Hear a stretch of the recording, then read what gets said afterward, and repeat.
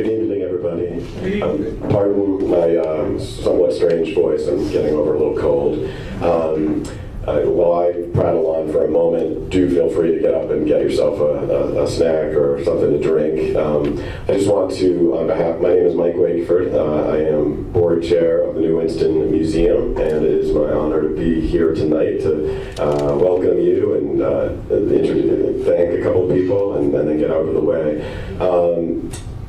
First, I want to say that I'm so glad to be here for the third of what has been a really wonderful Salon series for New Winston Museum. It's been because we are currently in a state of organizational homelessness, where we are in office space and starting to circle vigilantly around a location that we hope to make ourselves at home in soon and hope to have news about soon. We have by necessity taken these programs out into the community, and that's turned out to be just a great opportunity for the museum, and so it's another great turnout tonight, and we're so glad to be here. I want to start by giving special thanks to Joycelyn Johnson in the back of the room, and I will in a moment introduce our moderator, but I want to turn things over to Joycelyn Johnson first, who I think would like to say a thing or two about the church that we're at right now. So I will, and I should say Joycelyn is a great friend of New Winston Museum, a former board member who I was fortunate to serve with, and continues to be a great friend to the organization. So it's our pleasure to be here, and thank you for helping us tonight. Thank you, Mike. Good afternoon, and welcome to the historic Morrisville Baptist Church. For those of you who don't know, Morrisville was originally the Freeze Moravian Church, built in 1915. As the white flight occurred in the mid-40s, within a year's time, the church, the whole area became black because unfortunately, white folk were scared to stay with black folk, and they thought there was just this thing that should not occur in our communities. So what has happened over the years, it went from being called East Salem now to being called East Winston. When you started to the Heights, you weren't really in the Heights here at 4th Street, but when you got to 1st Street, kids from this side said, okay, we're going to the Heights there. So as we migrated across 1st Street on out to the Columbia Terrace area, now called Skyline, you were then in Columbia or Columbian Heights. And I think Mrs. Allen at the last meeting talked about how that occurred, that she found documents that her father had that actually had the word Columbian on it, although most of us know it as Columbia Heights. But again, welcome to our church. We are an 80-year-old congregation. As we moved into the building, there was a lot of controversy because we were moving into a white community and actually had to have police protection as the congregation was coming from what was then Greenwood, which is now Laurel Wall, to this facility. So we have been here, we have preserved it. The windows, stained glass windows you see upstairs, for the most part, are the original windows. We lost part of the big picture window in one of the hurricanes, May 5th. But we replaced it. The church wanted to continue to honor the historic pieces that were here. So we welcome you again to the historic Mars Hill, and please come back and visit us again. And please have some soup and some fruit and all those other things. Thank you. I want to call your attention to two things. Most of you have already discovered the handout that's on the table. This is yours to take. It's the product of research completed by a researcher at New Winston Museum, the beginning of work that we hope will continue. So absolutely feel free, if not obliged, to walk away with a copy of this. I also want to make a quick note of 4 of Jerry Haynes' paintings behind me. Mr. Haynes is here, and he's exhibited even more of the work from which these are drawn at the museum in the past. So always great to see these, great to see your work. So thanks for having them here tonight. So without further ado, I want to introduce Rosemary Millar, Dr. Rosemary Millar. Rosemary is a colleague of mine. My day job is teaching history and humanities at the UNC School of the Arts. And Rosemary is I can say now, longtime colleague, because we're getting old and moving toward our second decade at School of the Arts. Rosemary is here with us by way of a PA at Brooklyn College, MA and PhD in English Language and Literature at UVA in Charlottesville. And at School of the Arts, she teaches English and is the director of the composition program. Rosemary deserves our superior thanks tonight. It's a fairly unusual thing for somebody to step up and moderate 3 events in a row. Rosemary has moderated all 3 in this series, and we are truly indebted to her. In fact, we had a very nice gift to hand to you tonight as thanks, and then but don't get too excited because we don't have it with us. We forgot it. So we'll be giving you the keys to your new car very, very soon. So, but anyways, thank you so much for your friendship to the museum and the incredible work you've done putting these, helping moderate these events. So, I think that is all I will say for now. I will get out of the way and let Rosemary introduce the panel, but on behalf for the museum, let me thank our panelists tonight for being here for what I'm sure is going to be a terrific event. So welcome and thanks. Thank you so much, Mike, and thank you so much for coming out on this 3rd series from the New Winston Museum about African American neighborhoods. We started with cemeteries, and then we started with the Invasion Quarter and the Black-owned businesses that used to be in the area. And now we're here talking about Envisioning Columbian Heights. And with our panelists today, we're going to discuss a very important discussion about the overlapping histories between Winston-Salem State University and the Columbian Heights neighborhood. With us today is Mrs. Sandra Jenkins Armstrong in the middle. She's a longtime resident of Columbian Heights and was a teacher for 33 years at Union Cross. And as we go through the discussion, they'll tell a little bit more about themselves. Next is Mrs. Gloria Diggs Banks, who is a former volunteer. I'm not accustomed to with microphones. As a teacher, I usually speak out. Can you hear me? Okay. This is where I'm more comfortable. Turn it off. Yeah, I got it on. I'm more comfortable with this aspect of myself. So Mrs. Gloria Diggs Banks is a former volunteer with the Society for the Study of Afro-American History, a former board member of the Historic Preservation Committee, and the sister of James Thackery Diggs Jr., the namesake of Diggs Gallery at Winston-Salem State University. Last but not least, Reverend Dr. James M. Lewis Jr., who is a longtime resident of Columbian Heights Extension neighborhood.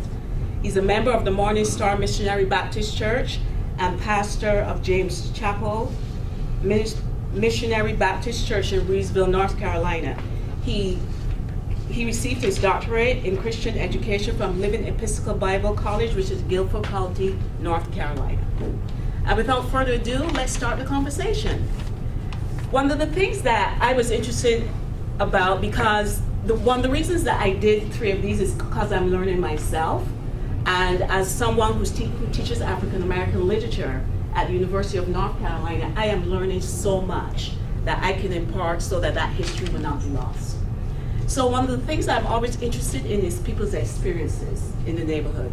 So starting with Mrs. Diggs Banks, and then Diggs is fine. Yeah, Diggs is fine? Okay, Mrs. Diggs, could you please tell us about your experience in the Columbian Heights neighborhood? Would you like the microphone? Maybe you're comfortable with this, or can you? We'll try without it. Can you hear me in the back? Can we try the microphone? Okay. First of all, I was born on Wallace Street, which is a block away from at that time, Stadium Drive. And my grandfather, Bishop Jefferson Davis Diggs, lived on the corner of Wallace and Atkins. And Simon Green Atkins lived on Acker Street, which was perpendicular to Wallace Street. And up the street from where I was born was my uncle, Francis Marion Kennedy, who was principal and president of Slater at one time. Across, next door to him was lawyer Bridges, who was one of the first lawyers in Winston-Salem. Across the street was where my cousin Harold Kennedy Sr. lived. And those are some of the ones. Down the street next to my grandfather was where Professor Thomas Brown lived. His daughter just died this past week, Wilhelmina Brown Lash. And they lived next door to my grandfather. And then right next to them, the Scales lived, which Diane Caesar is the granddaughter of the Mr. Pickney and Miss Minnie Scales. They're like second family of mine, because my sisters and brothers were about the same age as her aunts and uncles. And those were some of the people. And on the opposite corner going north, Lloyd Wright and his family lived. And she was, his wife was Vivian King Wright, and she was a soprano soloist and very renowned in New York, etc. And then she taught music here. And those are some of the people on Wallace Street. And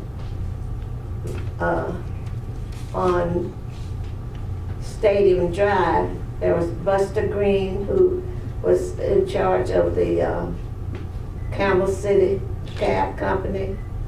And the same house later on, Mr. Cox, who was a chemistry and science teacher at Winston-Salem State. And across the street, Mr. Paisley, who was principal of Paisley School, and Mr. Hammonds, who was a painter, and his daughter was Louise Davis, who came here after living in New York. She was an activist for senior citizens. And next to them was Mrs. Sarah Edmondson, Hill Edmondson. Her husband was a businessman, and he had raised money for Slater at Winston-Salem State. And next door was the Neals. She was a teacher in the county, and she had a lot of sons and daughters. And one of them, the youngest of the sons, taught school in Yonkers, New York, where I was teaching. And his daughter is Janet Atkinson, and she was principal. She just retired as principal of the downtown elementary school here in Winston-Salem. So on Stadium Drive also, there was Mrs. Gunning, who had daughters who, some worked in the factory, some were teachers. And the Baileys, Thomas Bailey, his children went to Winston-Salem State and or Teachers College at that time. And then there was Mrs. Sawyer and her husband, and she was a a guard, school guard, and so on. And there were others whom I can't remember right now, but on near the bottom of the hill, there was the Johnsons. The son was principal of the school in Elm City, North Carolina, and his sister taught school also. Well, one thing about my family, all of us went to Winston-Salem Teachers College with the exception of one sister. Her name was Hannah, and she went to St. Augustine, which is our church school. And my dad was a contractor, and he built several buildings here in Winston-Salem, and he's also worked as a builder at Oak Ridge during the time of they were building the atomic plant, and he also helped build Tuskegee Air Base in Alabama. And you probably will read something about most of my family in this bulletin. But one other sister, Jess, she was director of art for the city schools in North Carolina, in Durham, North Carolina. Well, I think I've talked enough. Oh, you did wonderfully. What a memory, huh? I can't remember some of my students' names. Okay, I'm Sandra Armstrong, and I guess you could say I'm a product of 3 of the Columbian Heights Extension neighborhoods. At about age 5, I moved, my family and I moved to what was then Columbian Heights Community. No, I'm sorry, Columbia Terrace Community. We lived there for about 11 months, and then we moved to Happy Hill Gardens. And we stayed in Happy Hill Gardens from the time I was in 1st grade until I finished 7th grade. At the beginning of my 8th grade year, we moved to 815 Bruce, which was right at the corner of Bruce and Parkview. I have 3 sisters that went to Winston-Salem State, and sadly enough, I had a twin brother that was Mr. A&T. He finished North Carolina A&T and was very proud of it. I have 3 cousins, I believe, that also finished Winston-Salem State. Presently, I have grandnieces and nephews. One is 12 years old. He's planning to go to Winston-Salem State. And I have a 9-year-old great niece who's also planning to be around. What, is that it? Yeah. Oh. Yeah.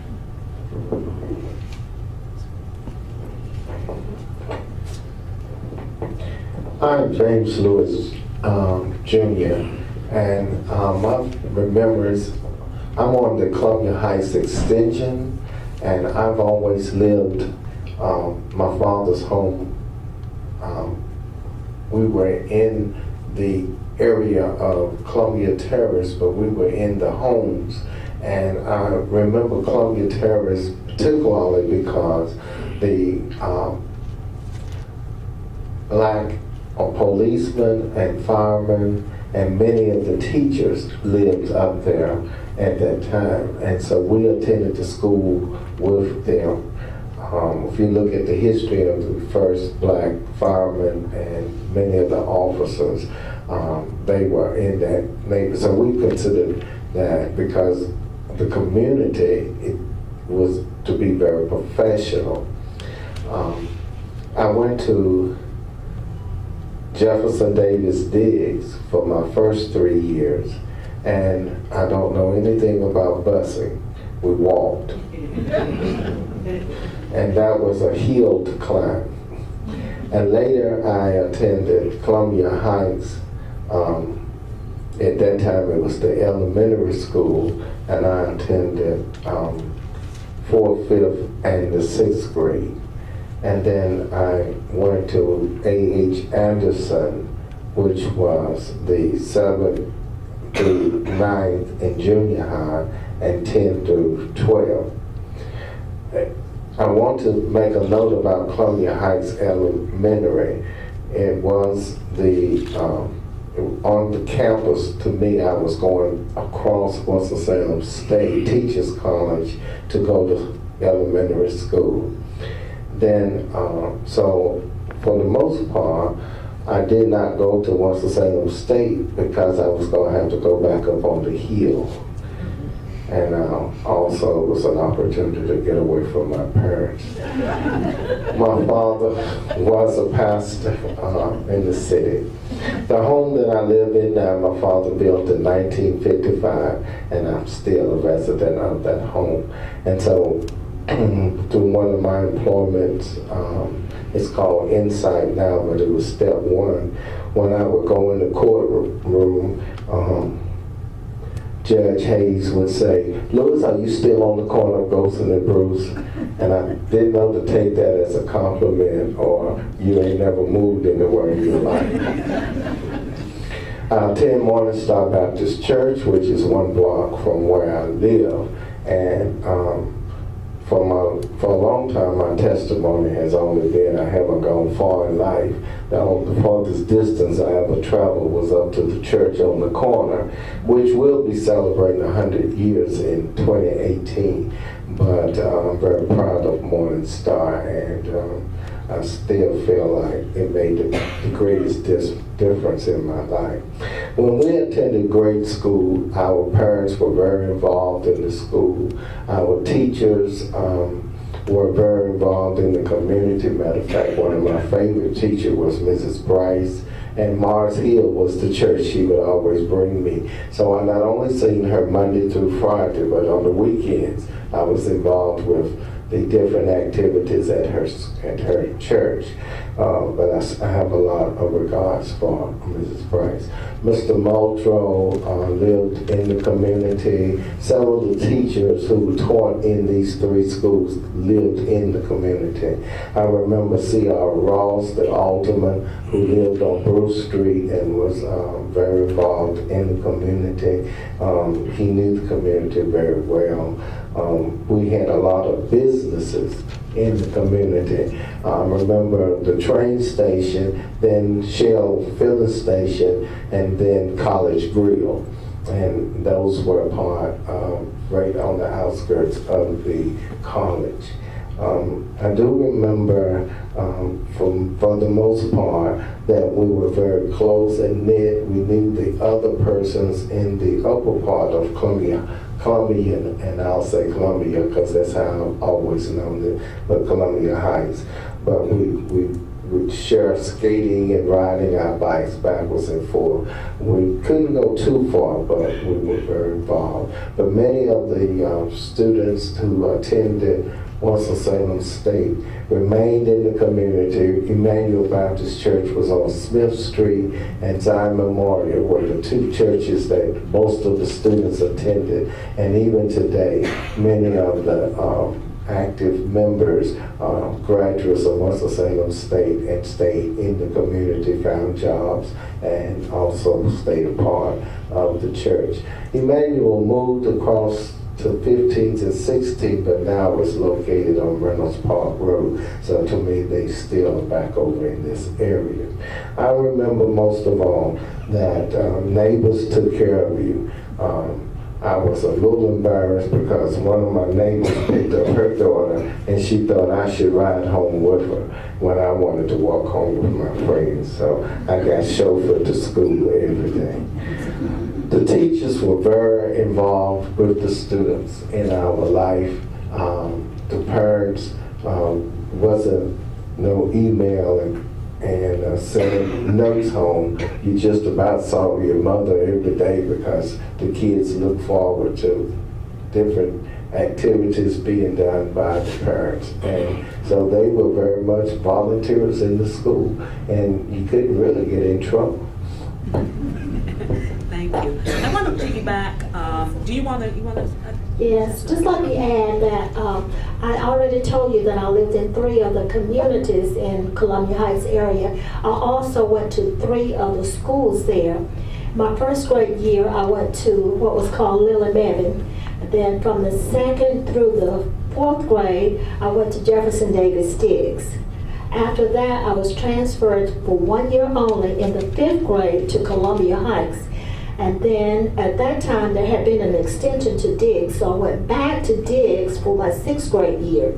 And after that, from the 7th grade through the end of my high school career, I was at A.H. Anderson. And by that time, we were living on Bruce Street.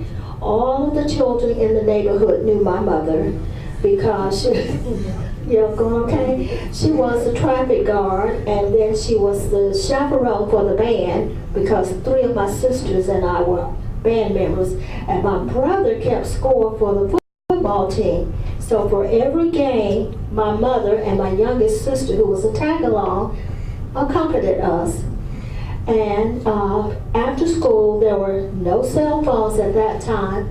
So all of the band members after practice came to our house to call for their rides to come pick them up. In the meantime, if it took more than 10 minutes, they had dinner with us. And after we went to Winston-Salem State, there were several city students, quote, quote, that lived further away from the school than we did. If sometimes they didn't have a ride home at night, they just stayed overnight. If the weather was bad, they spent the week.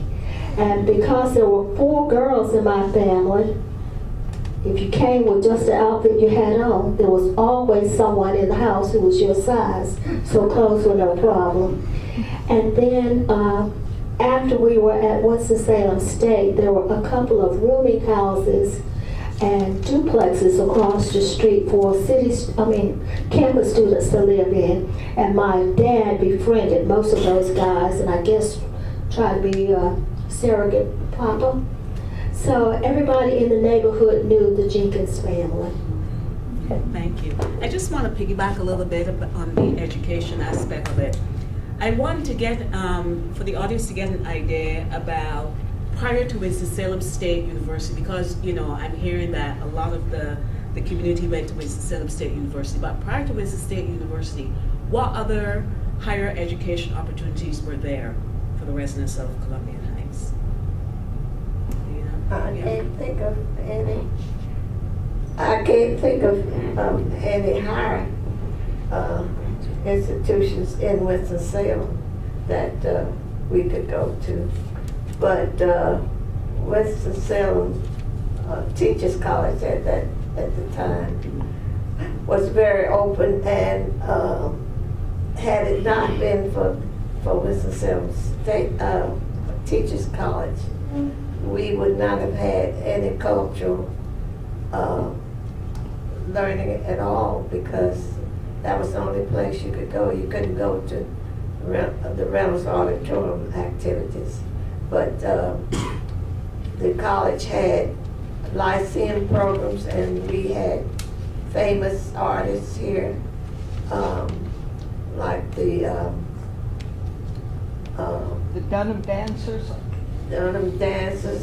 Roland Hayes, Marion Anderson, the Percy Granger, the Russian Cossack dancers, and quite a number of outstanding artists. And they would come maybe 4 or 5 each year. And of course that was education for us. And my family, my mother took all 6 of us to everything that was on campus.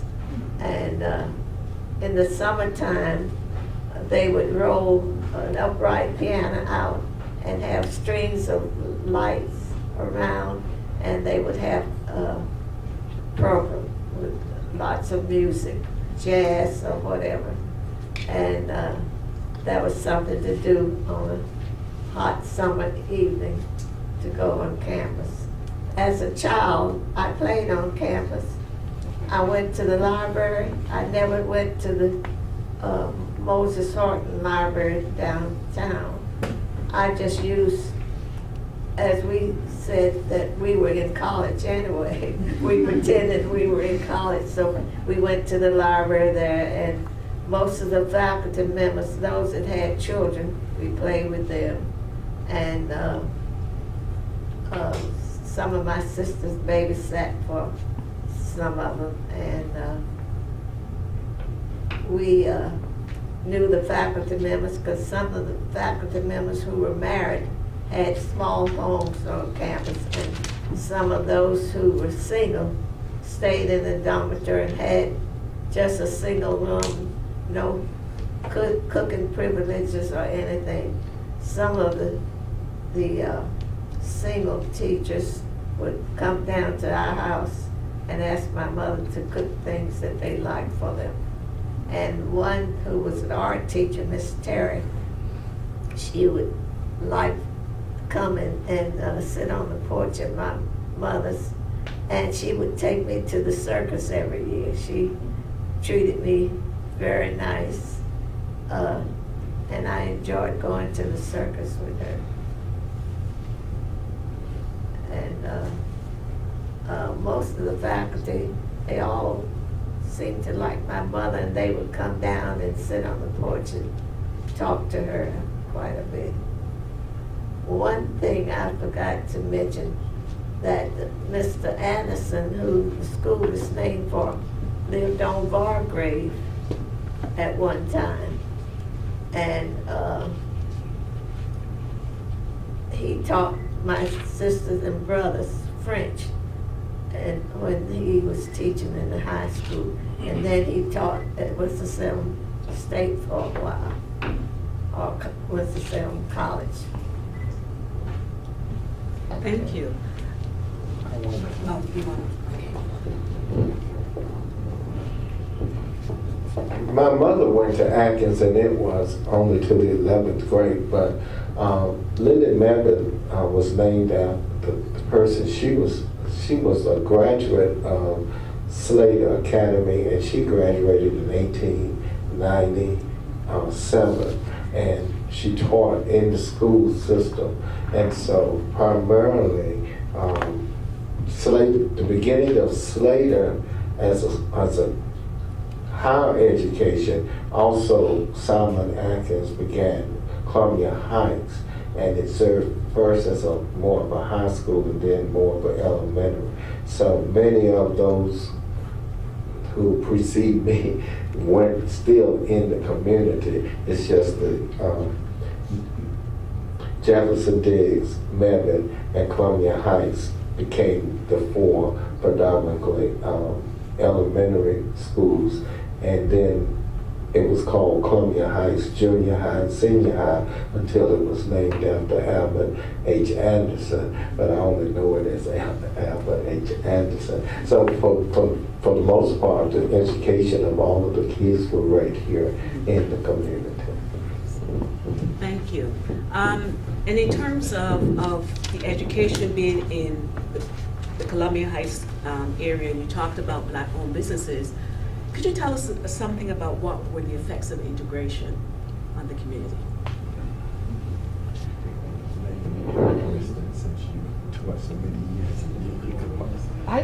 Yeah? Can I You want answer that? Sure.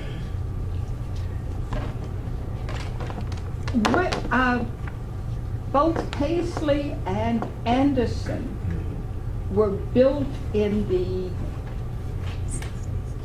late 50s, early 60s, and in a way they were built to prevent or to slow down integration, because until that point there was only Atkins High School in the city and Carver in the county. And rather than integrating with the other high schools, junior high schools were built to kind of prolong the integration. And can I say, I'm a Heights girl from 45 until 59. For many of us, the neighborhood revolved around the college. There were people who lived there who worked in the college. There were people, my grandmother fed the teachers. You heard me say, one of the dancers who came, when people visited, they ate with my grandmother. So there was always this camaraderie around the dinner table. She was a fabulous cook. I think anybody can testify to that. But we got to see, I remember Roland Hayes, I remember the Dunham Dance Companies. There were also dramatic groups for the kids in the neighborhood. I came across a program recently where we did the Nutcracker in 1950, and with all the dancers and things. I was the guinea pig for a couple of the psychology classes, you know. But everyone, I think many of the young people knew that when you finished high school, you were going to Winston-Salem State, you were going someplace. That you knew there was a college and you understood there was more than finishing high school. The teachers did live in the neighborhood. My mother taught at Columbian Heights and at Anderson. When in the 50s, at the beginning of the year, teachers had to visit every child in her class. You had to make a home visit. We didn't have a car, so we walked from the extension over to what's Blues Creek. I think integration dissolved the neighborhood, but more than integration, 40 and 52. Thank you. I was going to say,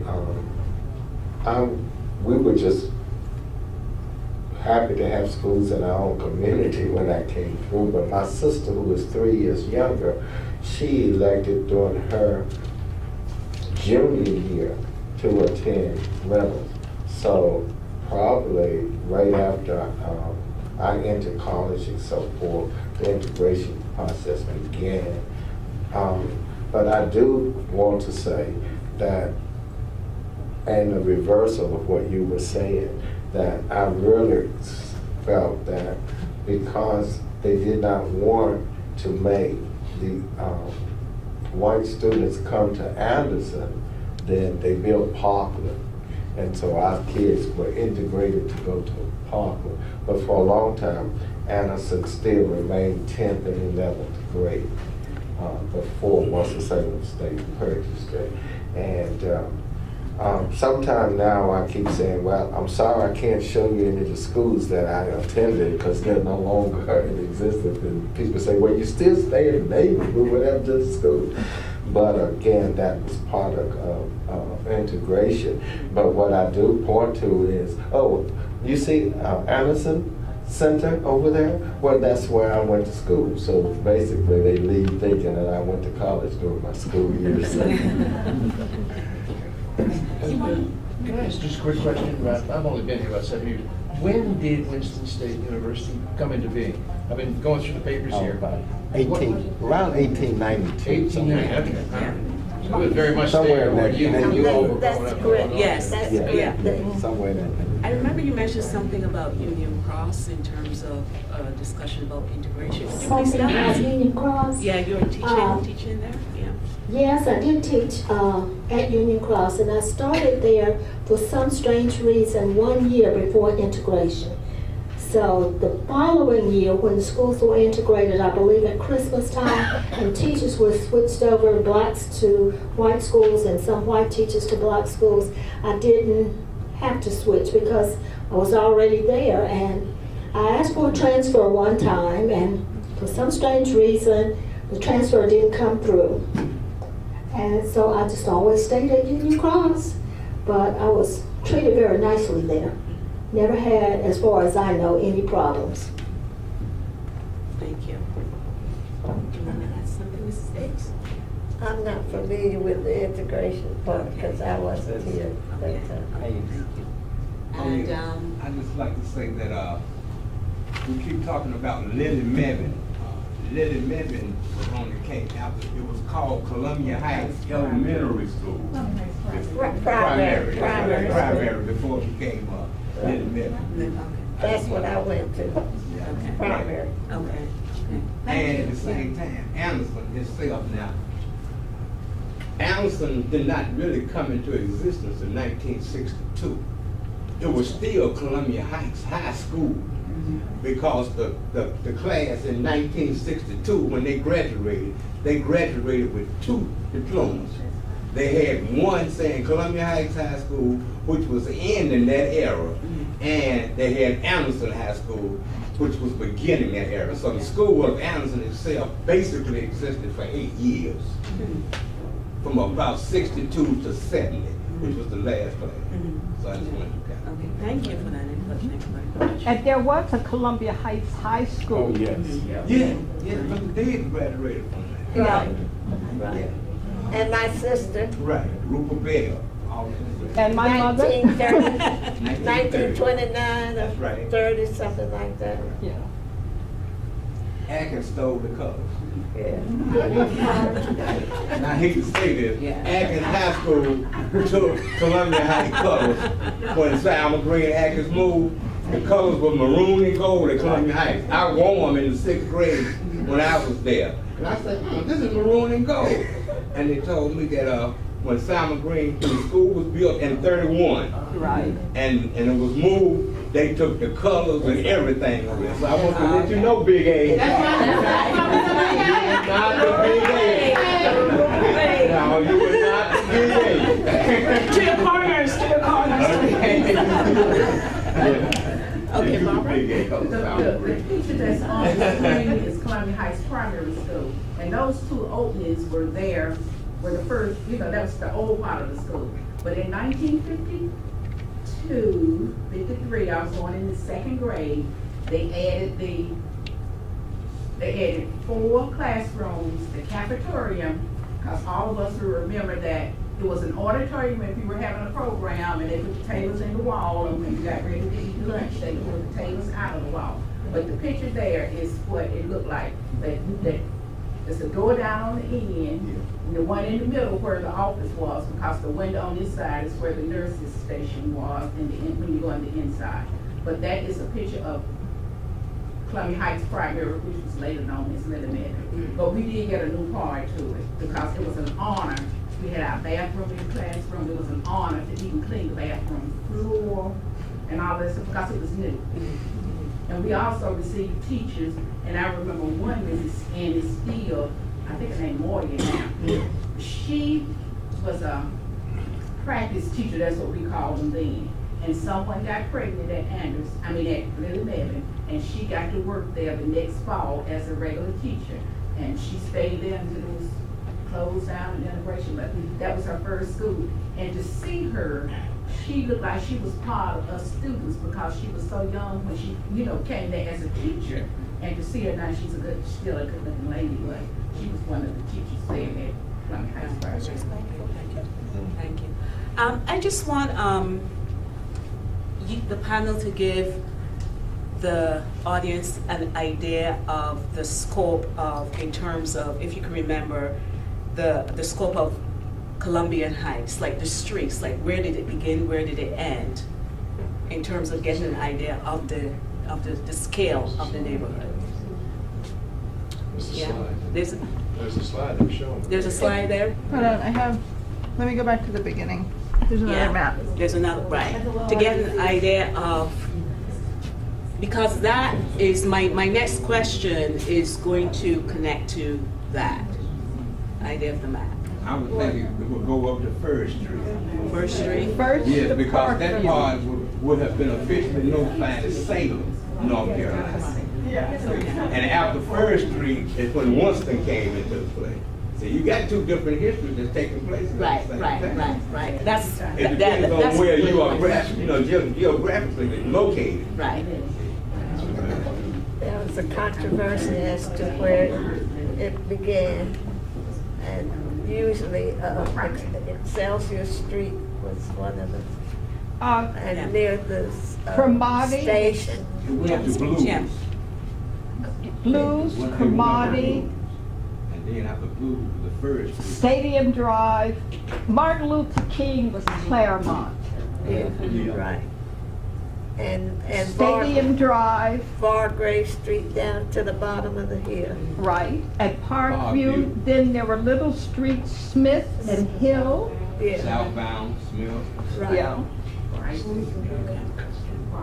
Yeah, because my question to the panelists, and I'll welcome any thoughts from the residents, current residents, in terms of, we talked before about prior to Winston-Salem State U, and now in terms of the expansion of Winston-Salem State University within the residential areas of Columbian Heights. I just want to get a sense of what was the sentiments of the residents. And I'm asking that question because in the history of universities, adjacent to neighborhoods is not always a very good relationship.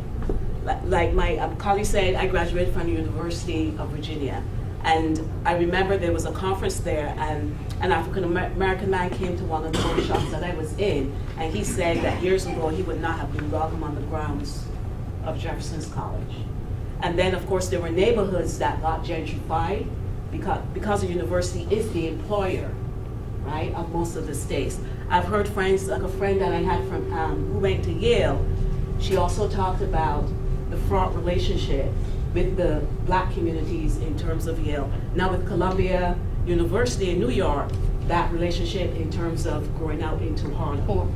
So I just want to get a sense of, here's another university, and in terms of going into the neighborhood, I just want to get an idea about the residents there, what was their sentiments in terms of university expanding into the residential area.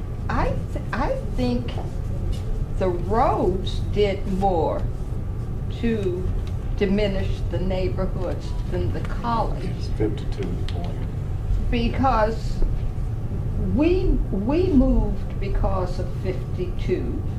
The lower part of, a lower part of Wallace and some of the other streets were disturbed by 52.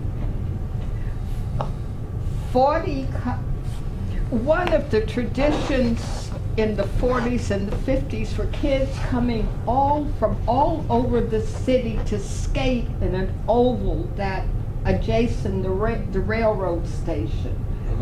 40 just destroyed that.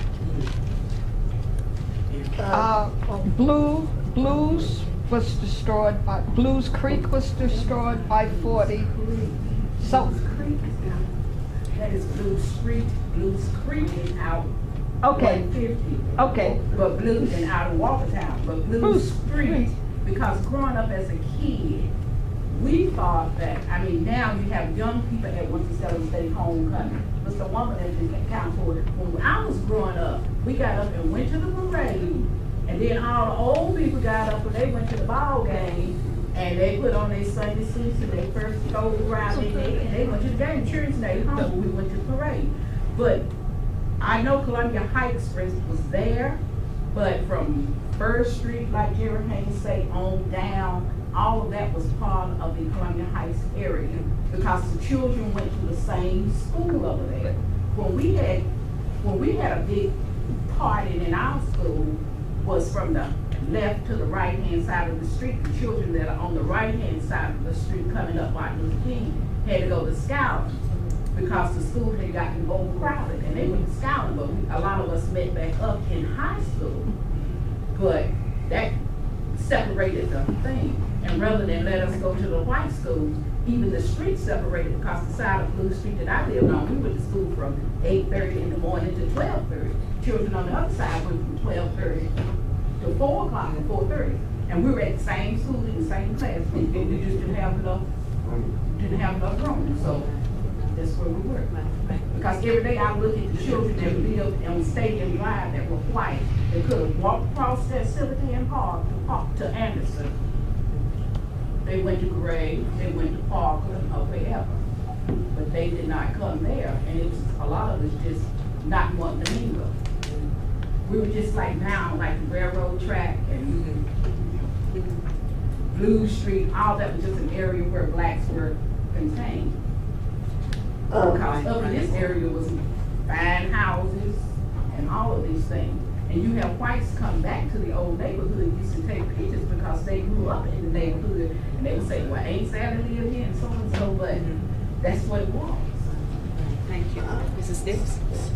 Speaking of Winston-Salem Teachers College and state, at the time, there was very good relations between the community and the college, because this was the only way that we had of opening up our minds to higher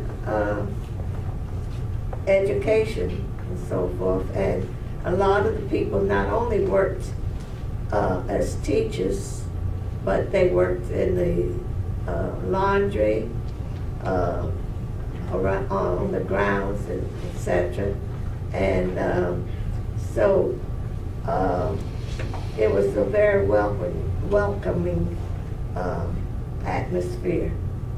Everybody was proud of the what Winston-Salem Teachers College was doing, because it was the first black college to specialize in education of the teachers, and most of the teachers got jobs right away, not only in Winston-Salem but throughout North Carolina. And I didn't mention on Vargrave Street, there's Mr. Ramsey and Mr. Hugh Smith.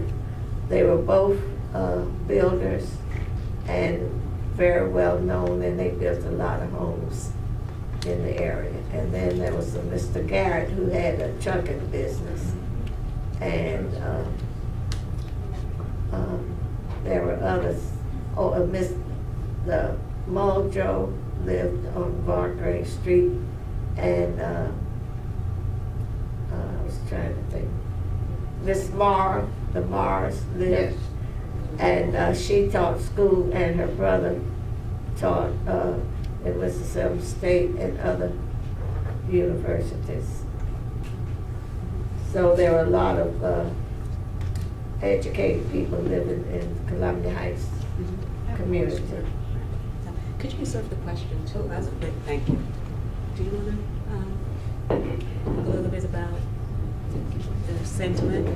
Dr. Samuel Atkins, when he started Slater, he also started Columbian Heights, at that time the high school, and he also bought property, and his home is still on the campus of Winston-Salem State, and that began the development of that Columbian Heights community. It never was looked at as a negative. I guess they were appreciative that what they were doing was allowing the college to expand. But where they moved, they built newer homes and modern homes and probably. And so their beginning was there, but they were very proud of being able to move into the Carver School area, Mrs. Simpson and so forth. And so everybody, whether you attended Winston-Salem State or not, homecoming was just a community thing, and you went to the parade, and then, and then I'm over at the Extension, which was where the Bowling Green Stadium served not only the races, but the first Wake Forest played at Winston-Salem State. I made a lot of good money charging for parking around my home. And but then the football team of Winston-Salem State has always played there, and so it's just always been a big thing for all of us. If you wanted a culture, you would basically attend activities that was at Winston-Salem State. And so we were very proud of the college, and it's never, like I said, the displacement didn't come. But even when Buster Green moved and built his home on Butler, or moved to the home on Butler, it was basically because the school was expanding and growing, and it was always a positive attitude. So it never had a negative effect. I'm very proud that the expressways are there even now. I'm glad that Research Parkway just finished.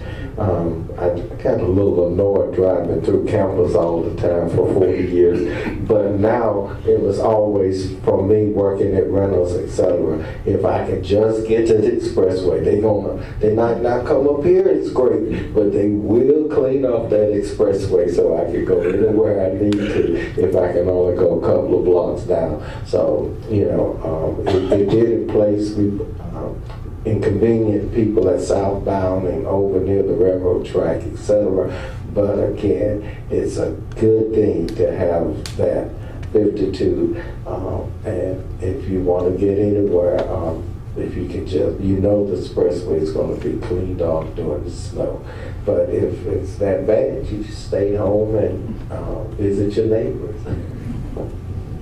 I do want to mention that there were Dr. Williamson had a health clinic on Stadium Drive, and he was one of the first doctors to use an X-ray machine in his office. And there's a street over at the extension named after Dr. Williamson.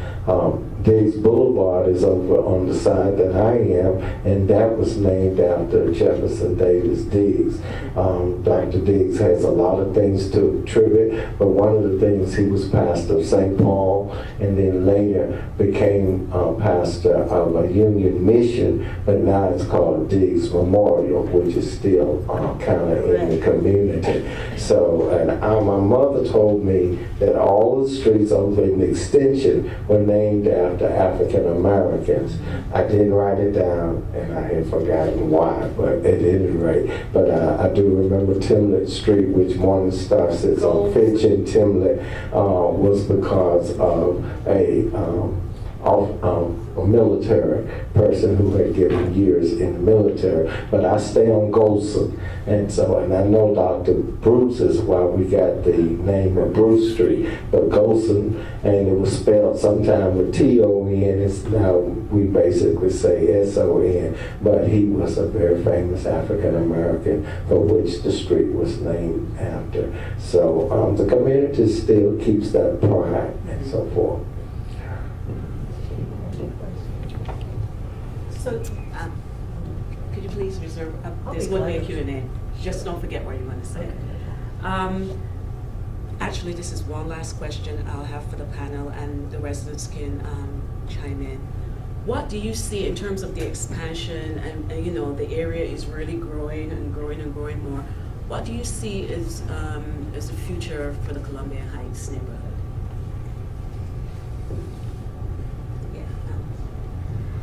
Well, I'm excited that the train station might be in the future to come back.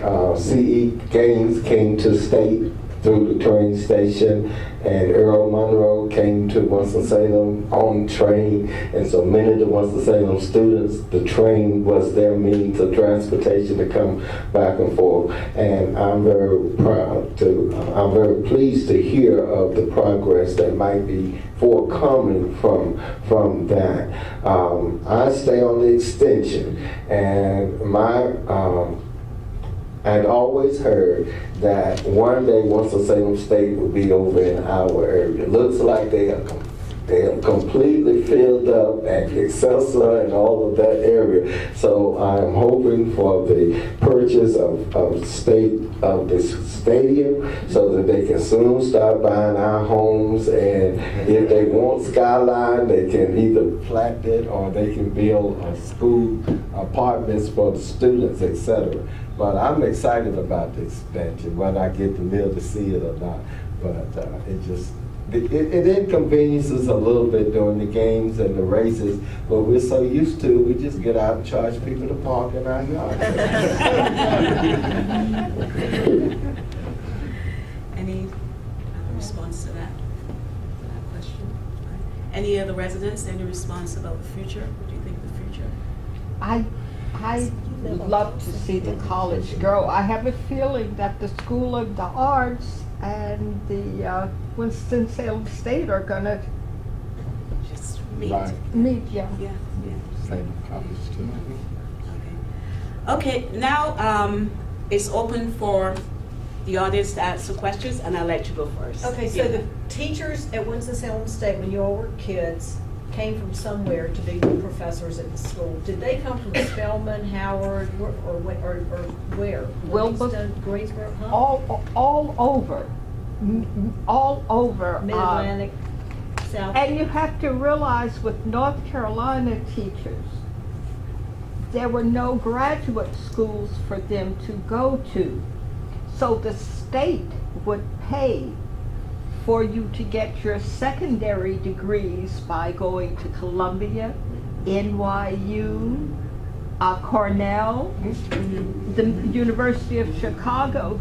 So many of these teachers had degrees from what are considered Ivy League colleges.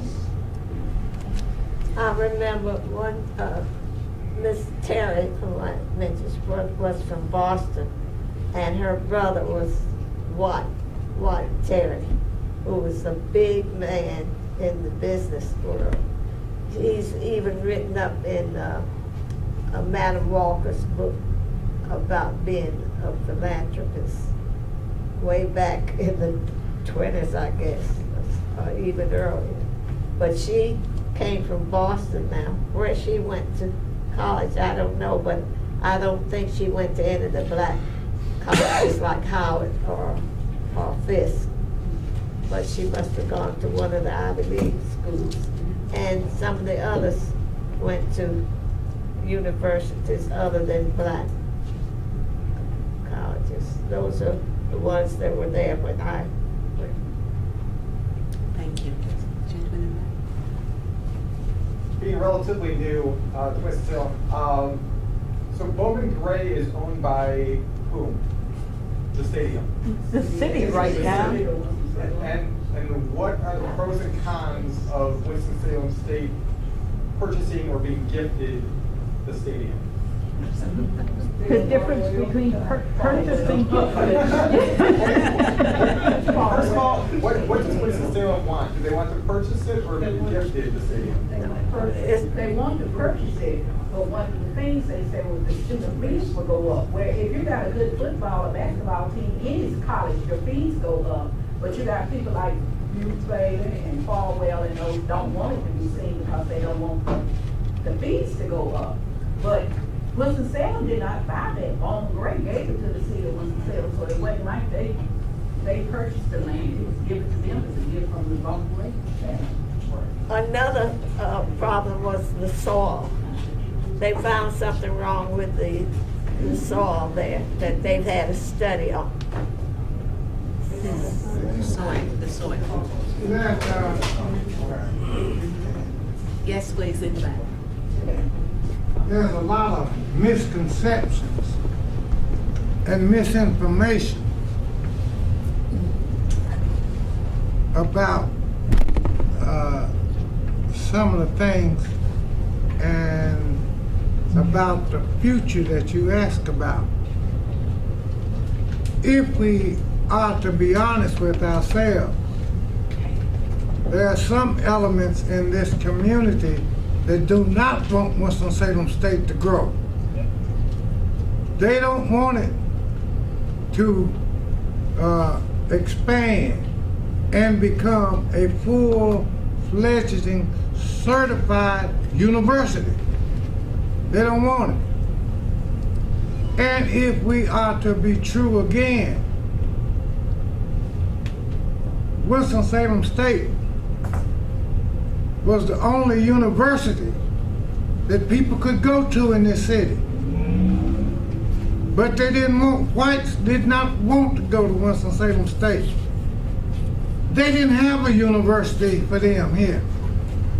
There was no university or higher learning for white people to go to, except Winston-Salem State.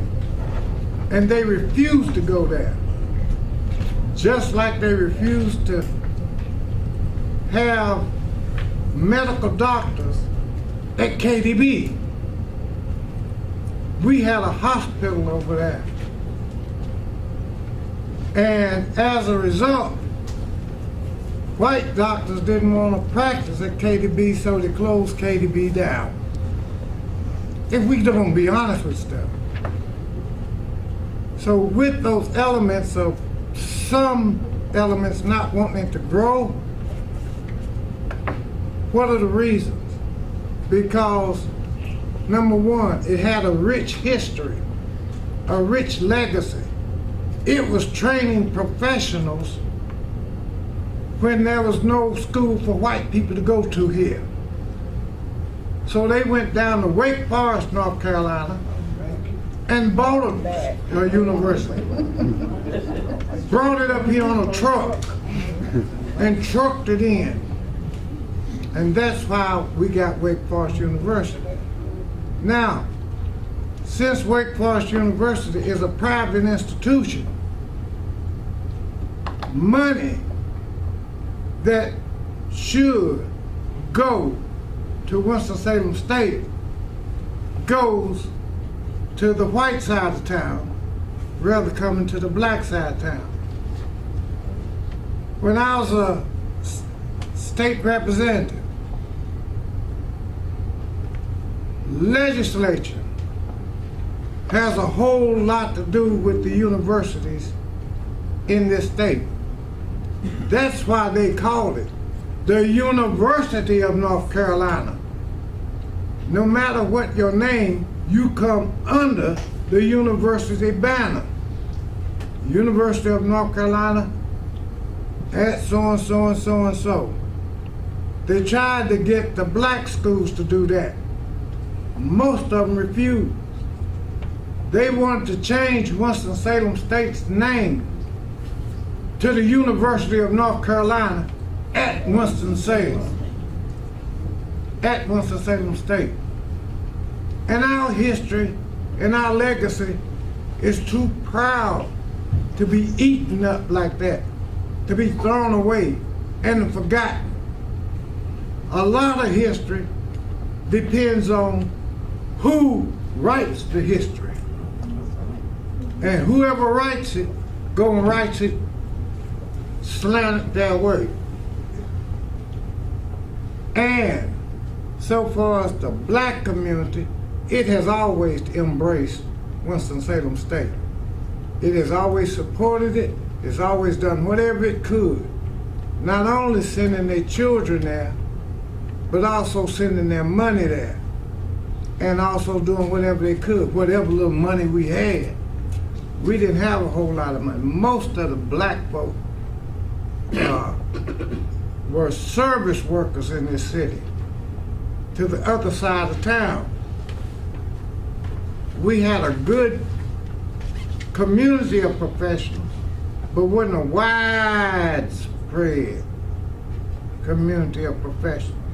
And so therefore we didn't have the money and the resources. But the money and the resources we did have, we supported.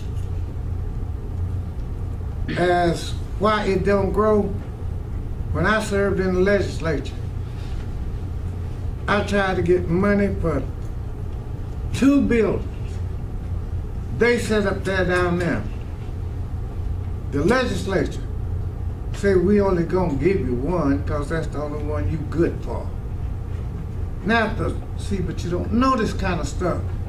And when funding comes around, they fund what they call the flagship universities rather than the black universities. And I'm including all of the black universities that are public. We don't get the funding. So if you want to know what the history is, one way is follow the money. And wherever the money goes, that's where it goes there. But if there was opposition to the community in Winston-Salem, it didn't come from the black community. The black community always loved it, talked about it with pride, because that was the only thing we had. And it wasn't but one, and it's still not but one.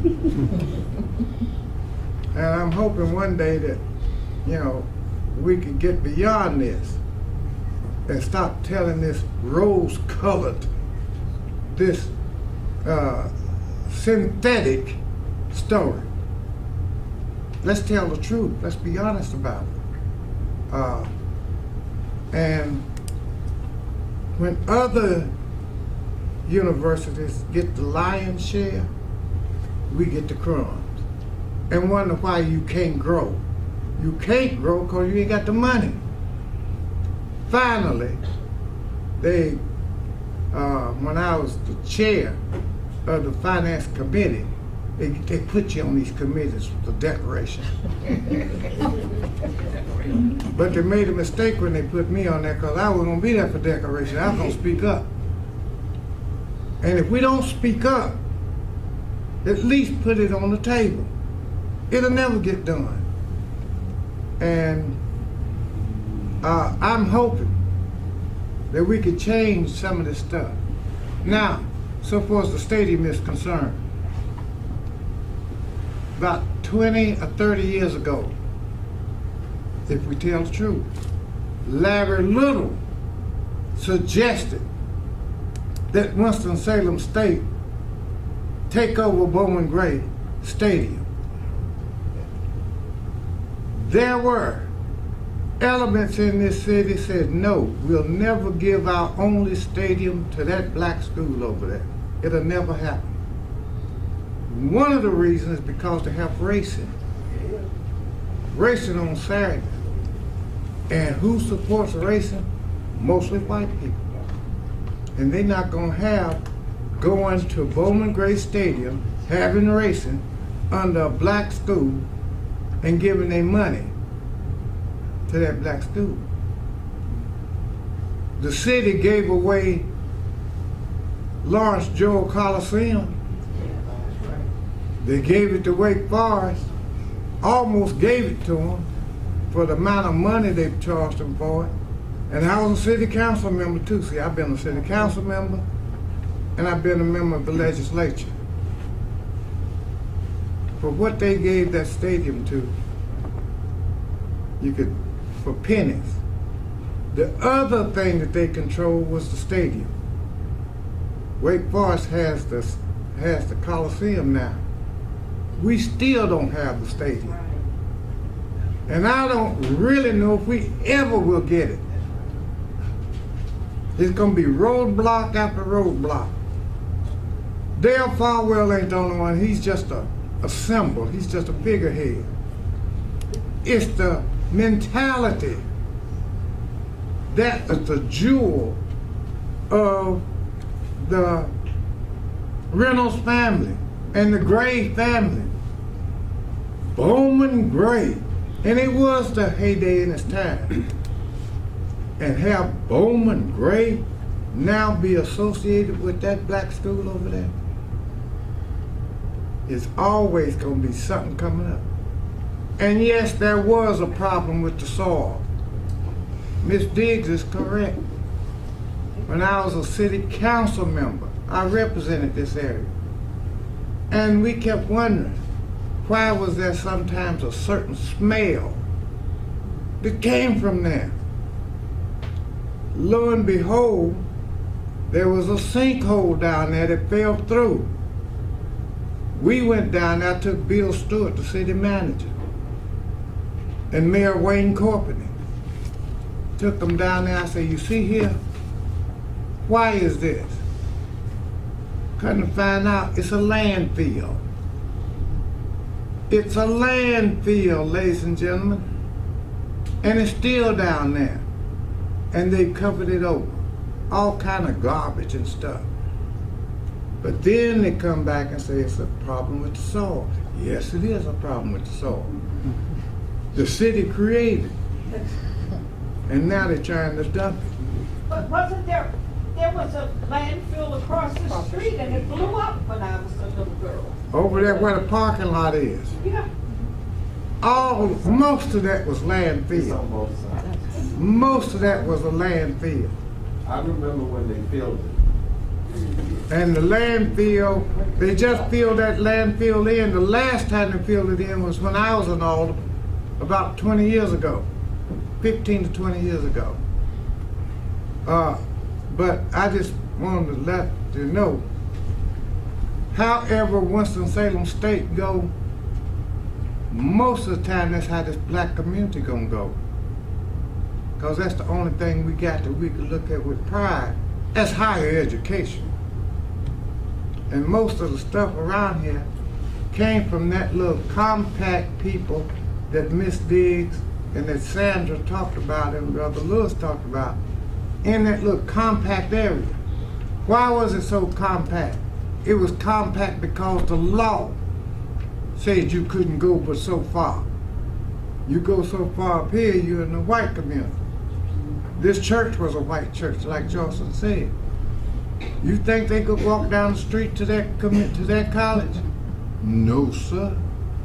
They'd rather go out of town until they bought one. They bought a Wake Forest was bought and brought here, if we tell the truth about that. I look at things now and there's not a whole lot of big difference. They're walling off the black community. They are walling off. They're putting us on a plantation.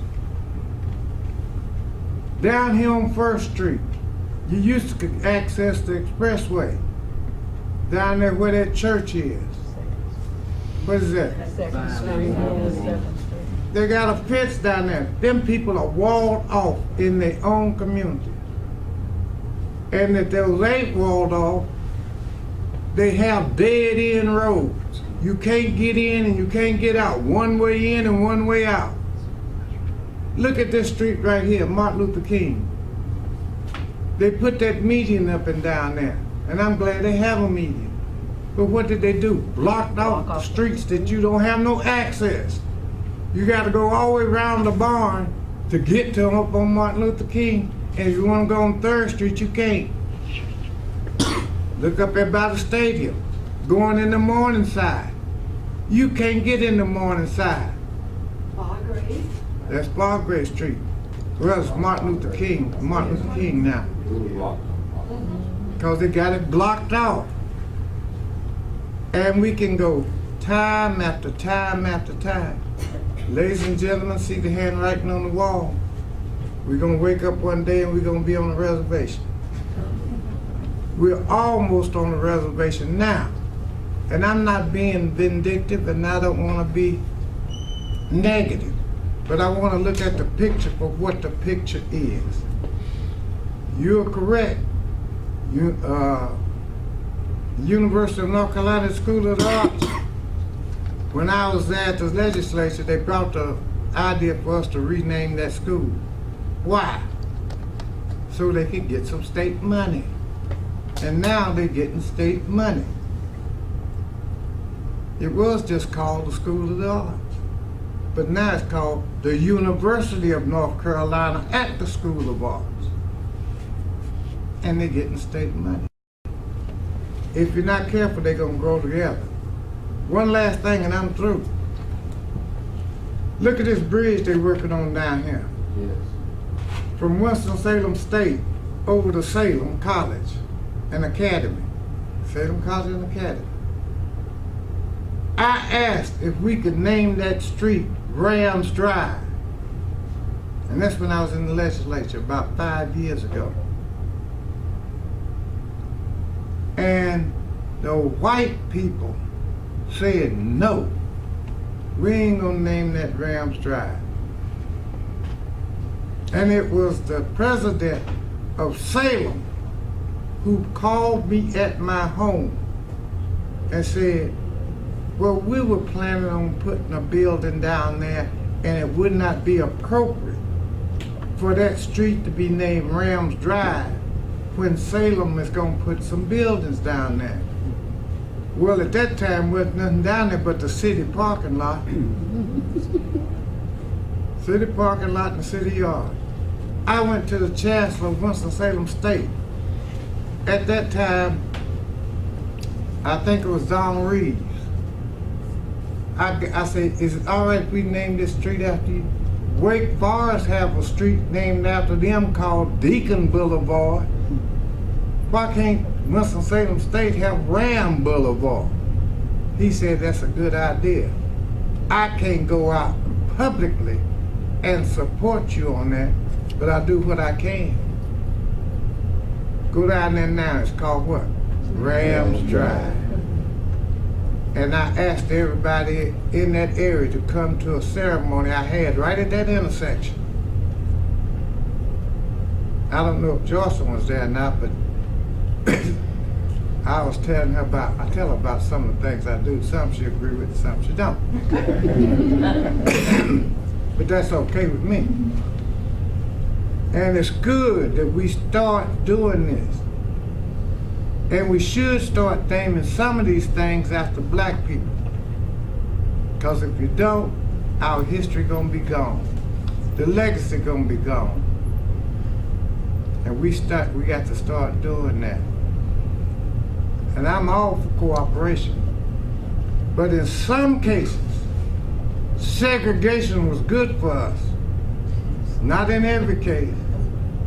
But segregation made us have doctors, lawyers, cafes, a bus company, taxi cabs, brick masons, carpenters, business people. We own something. You own, there's something come with ownership when you own it. Integration took all that away. And we are partly the fault for letting that happen too. Because when integration came, everybody ran across 52. And the ones that were left over here on this side of 52, they didn't have that kind of support. And when Reynolds integrated with Gwen Bailey, one child took us out of Miss Hill's class at Atkins. Took that poor child over to Reynolds High School.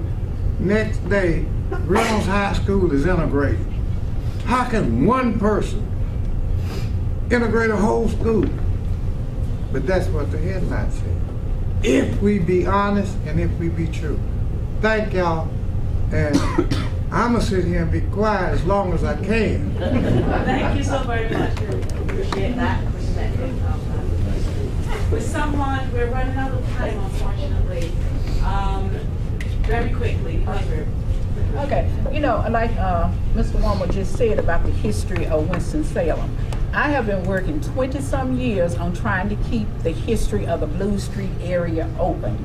We had one block left of Blue Street. Right. When Mosia Roberts lived on that corner, she went to everybody in that one block and she kept it named Blue Street. She wasn't dead 1 week before Mount Olive changed it to their pastor's name. But if you are from Winston-Salem, Blue Street mean a whole lot. Yeah. So we didn't get that block name, but it's still Blue Street, and if you look on the map, it's still Blue Street. It ain't no Charles A. Gray Avenue. But for you all that don't know, it's a marker at the corner when you come out the roundabout at 3rd Street, talking about the Blue Street area. I was there at the meeting when they changed the name. I tried to get them to, I said, I don't care what you change the name to, just give us some kind of recognition saying that this area was here.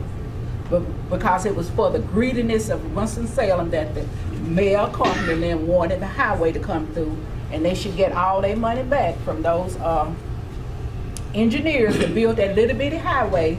Even back in the days, it was too little. And but it's a marker there.